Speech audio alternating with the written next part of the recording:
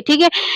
अब optical isomers कौन सा शो करेगा, तो ऑप्टिकल आइसोमर्स का क्या रूल है बच्चों, that is no pizza on Sunday. ठीक है भाई, आपको ऑप्टिकल आइसोमर्स समझना है तो पिज्जा खाना बंद कर दो भाई संडे में। ठीक है, no piers, plane of symmetry नहीं होनी चाहिए, किसके रिस्पेक्ट में, x axis, y axis and z axis के रिस्पेक्ट में। ठीक, तो बच्चों हमें क्या देखना, प्लेन ऑफ सिमेट्री। ठीक है, प्लेन सिमेट्री मतलब किसी एक प्लेन को जब बीच से कट करें तो सिमेट्री आ जाना, मतलब दो पार्ट सेम हो जाना है। ठीक है बच्चों, that is plane of symmetry. जैसे इस बॉल को कहीं से भी कट करूं ये दो पार्ट्स में हो जाएगी। ठीक है, अब मैं कहूंगी इसमें बच्चों प्लेन ऑफ सिमेट्री हो सकती है, तो आप कहोगे नहीं नहीं हो सकता। ठीक है, लेकिन मैं कहूंगी देखो अब ऐसा करोगे तो प्लेन ऑफ सिमेट्री हो सकती है।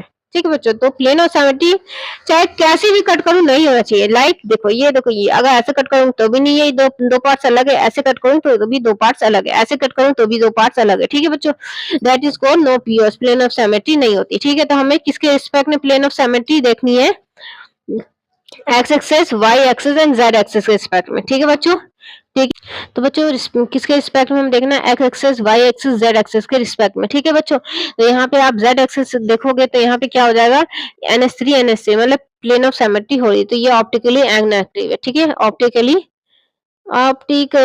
इनएक्टिव हो गया भाई तू। ठीक है, यहाँ देखोगे तो यहाँ भी Cl है, यहाँ भी Cl है, तो ये भी ऑप्टिकली इन POSS में, और ये भी ऑप्टिकली इनएक्टिव है। ठीक है बच्चों, ओके बच्चों, और ये ला देखूं तो ये वाला क्या है, ये हमारा क्या है, ऑप्टिकली, देखो यहाँ पे x axis, y axis and z axis. ठीक है, तो एक्स एक्सेस में रिस्पेक्ट में देखोगे तो यहाँ पे N है, यहाँ पे इथिलीन डायमीन का एम है। ठीक है, वाई एक्सेस तो यहाँ Cl है, यहाँ पे N है। ठीक है, और यहाँ पे देखोगे तो Cl और यहाँ NH3 है। ठीक है, तो ये प्लेन ऑफ सिमेट्री नहीं है, नो POS, प्लेन सिमेट्री नहीं है, तो ये क्या होगा, ऑप्टिकली एक्टिव है। ठीक है बच्चों, ऑप्टिकली एक्टिव होता है तो उसका क्या हो जाता है, मिरर इमेज होता है। ठीक है बच्चों, व्हाट इज मिरर इमेज, बच्चों जब भी कोई कंपाउंड, जैसे एक सोर्स लाइट से हम ये सोर्स निकलता है, ठीक है, वो क्या होता है, एक डायरेक्शन में फिल्टर होता है। ठीक है, एक कंटेनर होता है जिसमें नंबर ऑफ ये ऑप्टिकल आइसोमर्स होते हैं, कौन अलग अलग नहीं भाई, यही CONH3 Cl2 ही होगा, En। ठीक है, नंबर ऑफ कंपाउंड होगा। ठीक है बच्चों, तो कोई ऐसे होगा तो कोई कंपाउंड उसका उल्टा भी होगा, जब बहुत सारा होगा तो कोई इसका ऐसे तो होगा ही पोजीशन में। ठीक है, इसका ऐसे समझो, कोई कंपाउंड है यहाँ पे C4, C2, C3 और C1, कोई ऐसे होगा तो कोई इसका मिरर इमेज भी होगा, यही कंपाउंड है सेम, लेकिन ये कि नंबर ऑफ कंपाउंड, तो कोई कंपाउंड तो C4 ऐसे भी लिखा होगा, रखा होगा। ठीक है, तो कोई इसका मिरर इमेज भी होगा बच्चों। ठीक है, ये बात याद रखना। ठीक है, दैट इज कॉल्ड, और उसको जब हम ये एनालाइजिंग फिल्टर होता है तो ये क्या, ऑप्टिकल आइसोमर्स उसको थोड़ा रोटेट कर देता है। ठीक है, लाइट को।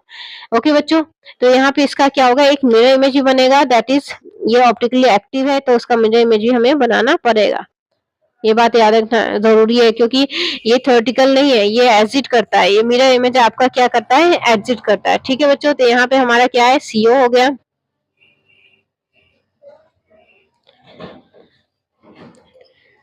ओके बच्चों, ये हमारा एग्जिट करता है, ये बात याद रखना। ठीक है, यहाँ पे N है और यहाँ पे N है तो N to N कर दो, यहाँ पे NH3 है तो NH3 कर दो, यहाँ पे Cl है, यहाँ Cl और यहाँ NH3 है, इसे देख के डिटो बना लो। दैट इज बच्चों, इसे कहते हैं 90 डिग्री रोटेट।